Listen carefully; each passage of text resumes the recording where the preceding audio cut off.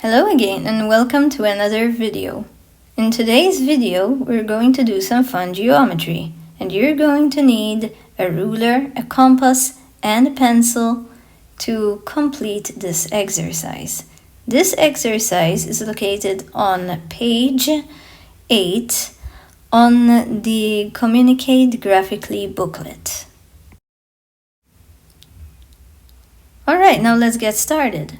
First, we have to construct an equilateral triangle with the use of a compass. Now, how do we do that, you ask?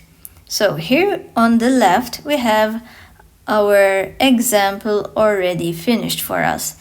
So what we're going to do is basically replicate what we see on the left-hand side. So on the right-hand side, where we have to do our working, okay, that's our workspace, we have our baseline already finished for us. So, first things first, we're going to grab our compass, take our compass, and open the radius of the compass the same length as the triangle's base. Now, when drawing the upper arcs,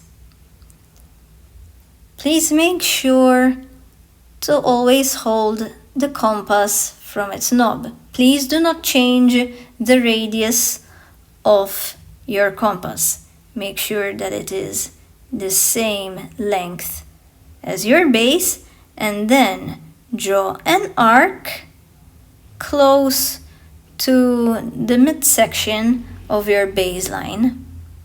Do the same on the other side, and please do not change the radius of the compass.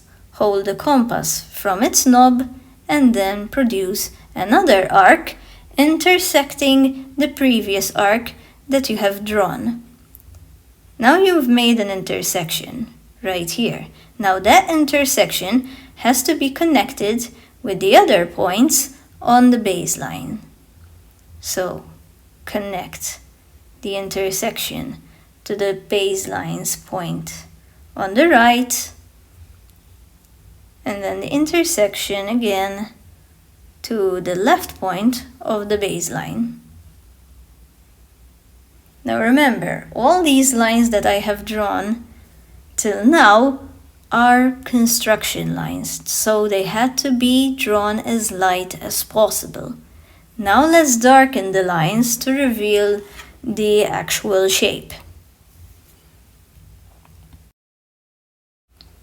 Please do not erase the arcs that we have constructed with the compass, because they form part of our working. Otherwise, I will not be able to identify that you have used the proper method to construct this equilateral triangle. Now, before darkening, it's always wise to check whether each side is indeed equal. So, if the baseline is 60 millimeters, then the other ones should be 60 as well. If they are both 60, then the shape that you've constructed is right. If they're not, then you have to start over. Now let's move on to the next triangle.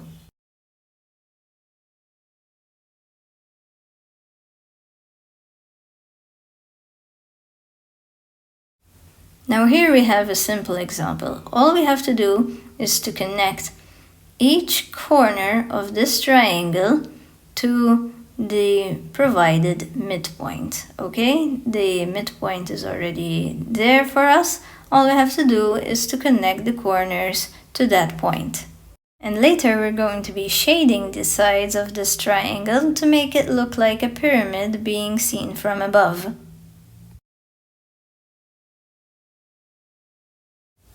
Okay, now let's take out our ruler and connect the midpoint to the topmost corner. Let's do the same with the corner located on the lower left, and the same with the corner located on the lower right.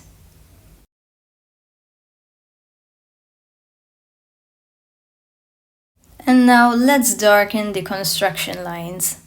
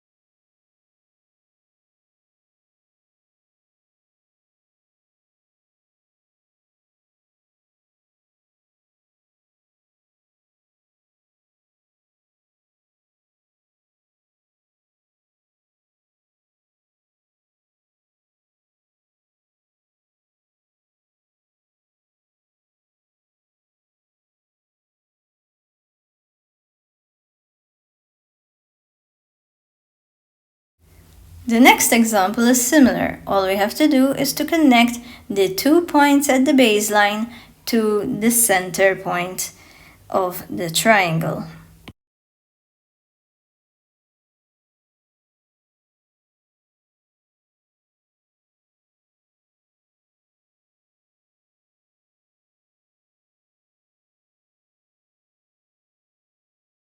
Now, like this, we've created a sort of logo. So let's outline the lines of this graphic design.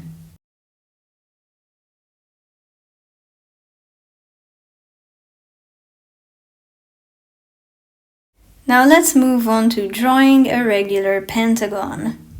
On the right hand side, we have the baseline already finished for us. And to make it easier for me to explain as I go along step by step, please make sure to number each of the pentagon's corners. In this case, the right hand point is going to be number 1, and the left hand point, the left hand end of the line, is going to be point number 2. Now on point number 2, as we could see on the left given example, we have to construct an angle of 72 in order to be able to find point number 3. So let's mark 72 on our protractor and then construct a construction line from point number 2 to that mark we've already made. Now we've marked an angle of 72 because 72 is the angles that you normally find on point 1 and 2 on a regular pentagon. Now let's do the same. However, this time we're going to use the other side of the protractor to find 72 degrees. So rest your midpoint of the protractor on the line and find 72.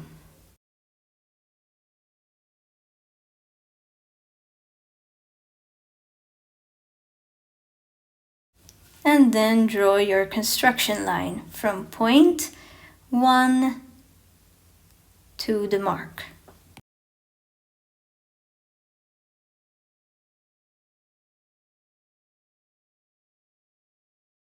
Now to find points 3 and 5, we have to use our compass. So let's bring in our compass and let's open the compass to a radius from point 1 to point 2. Then be careful to not alter the radius of your compass. Now rest the needle of your compass on point 2 and construct an arc which will intersect the line on point 2.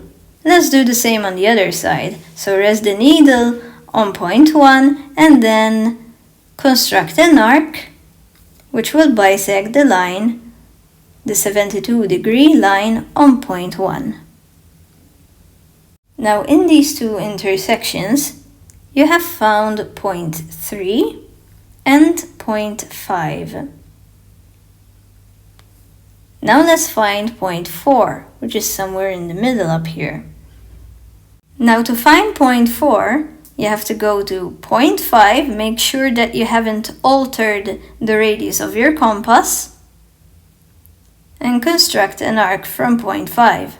Do the same on point 3. Make sure to construct an arc which will intersect the previous. Now all you have to do is to connect that intersection, which is our new point 4. So let's go ahead and mark that point, that intersection over there, is point 4. And now let's connect point 4 to point 3 and point 5.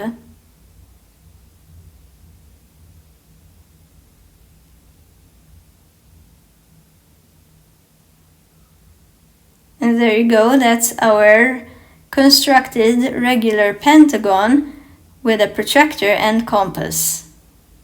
Now all is left for us to do is to darken the outlines of this pentagon. So take your ruler and pencil and go over each outline of the pentagon.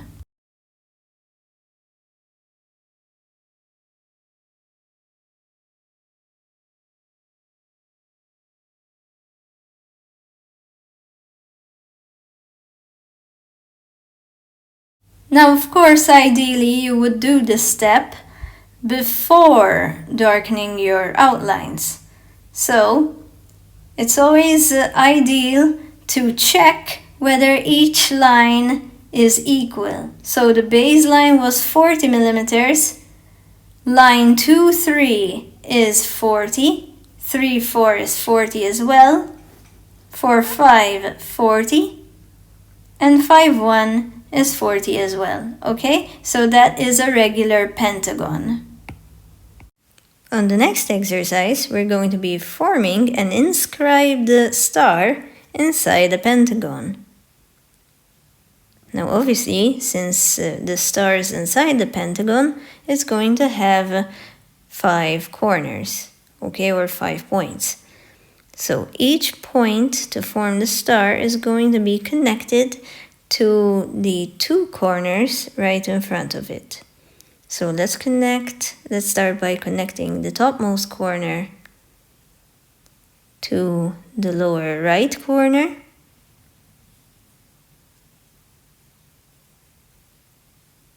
And then we'll do the same, but this time let's connect it to the lower left.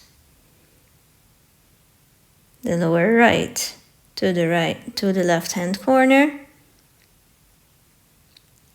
Lower left to the upper right corner, and then let's connect the top corners together.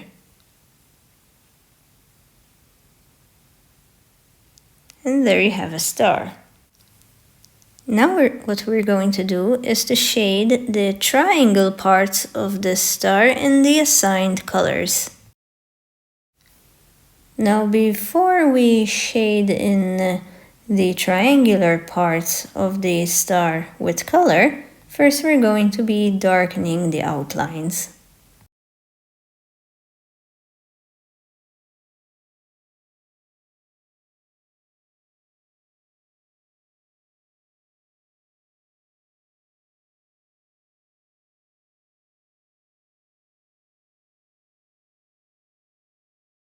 Now if you're afraid of drawing outside of the lines, first color right near the outlines of the triangular parts and then fill in the rest.